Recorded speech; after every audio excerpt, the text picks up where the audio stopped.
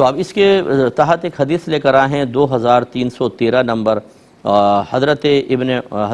عمر رضی اللہ تعالی عنہ بیان کرتے ہیں کہ حضرت عمر فاروق رضی اللہ تعالی عنہ نے صدقے کے مال کے متعلق فرمایا کہ ولی اگر صدقے کے مال سے خود کھائے یا اپنے دوست کو کھلائے تو اس میں کوئی حرج نہیں ہے۔ ولی سے مراد وہی جو والی ہے، شہر کا والی، حاکم ہے، جبکہ وہ اس سے مال جمع نہ کرنا چاہتا ہو، یعنی یہ مقصود نہ ہو کہ اپنے قبضے میں لے لیں، جیسے پلاٹ بنا لیں، سامان اٹھا کے لے جائیں، یہ نہیں ہے۔ اب مہمان آ گئے ہیں گھر میں،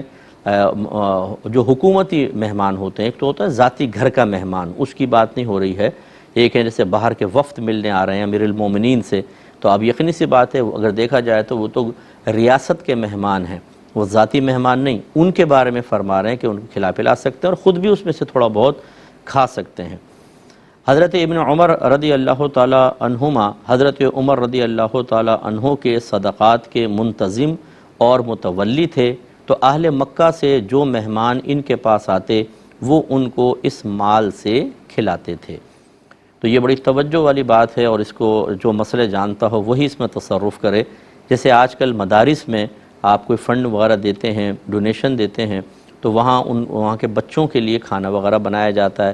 ٹیچرز بھی اس میں سے کھاتے ہیں، بعض اوقات ایسا ہوتا ہے، اور یہ بھی ہمارے ہاں عرف جائز ہے دینی اداروں کے اندر کہ اس قسم کے مال سے انہیں بھی کھلا دیا جاتا ہے جو مہمان آتے ہیں، دارالعلوم میں ملنے آئے علماء وغیرہ یا کوئی، تو انہیں بھی کھلا دیا جاتا ہے۔ تو یہ بس اس میں خیال کرنا چاہیے کہ وہ خالصتاً زکوٰۃ کا مال نہ ہو۔ ایک ہوتی ہے ڈونیشن، نفلی صدقات ہوتے ہیں، اس میں تو یہ عرف جاری ہوگا، لیکن اگر وہ صدقات واجبہ میں سے کسی نے دیے ہیں تو پھر اس میں سے غنی نہیں کھا سکتا،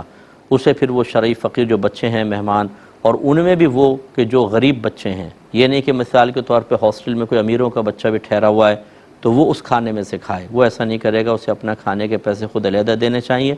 زکوٰۃ کے مال میں سے عام آدمی نہیں کھا سکتا، غنی نہیں کھا سکتا، وہی کھا سکیں گے جو اس کے مستحق ہیں، تو اس لیے ڈونیشن وغیرہ جو نفلی صدقات ہوتے ہیں ان کے اندر وہ کھا پی سکتے ہیں۔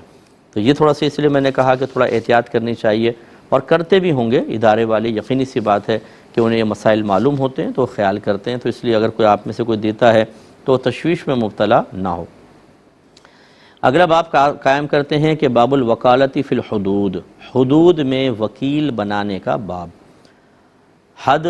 اس سزا کو کہتے ہیں جو اللہ تبارک و تعالی یا اس کے رسول کریم صلی اللہ علیہ وسلم کی طرف سے مقرر کر دی گئی ہو، اور اس میں عام انسانوں کو تصرف، تغیر، تبدل کا اختیار حاصل نہ ہو۔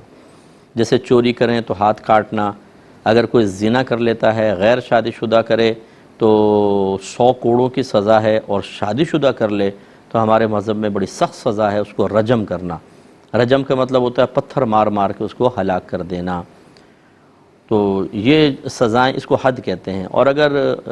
حاکم اسلام یا آج بھی جیسے ججز وغیرہ ہیں وہ اس حدود سے ہٹ کر کسی کے اوپر اپنی ثوابدید سے کوئی سزا جاری کرتے ہیں تو اس کو تعزیر کہا جاتا ہے۔ اسی لیے آپ سنتے ہوں گے لفظ تعزیرات پاکستان، تو یہ تعزیرات وہی سزائیں ہوتی ہیں۔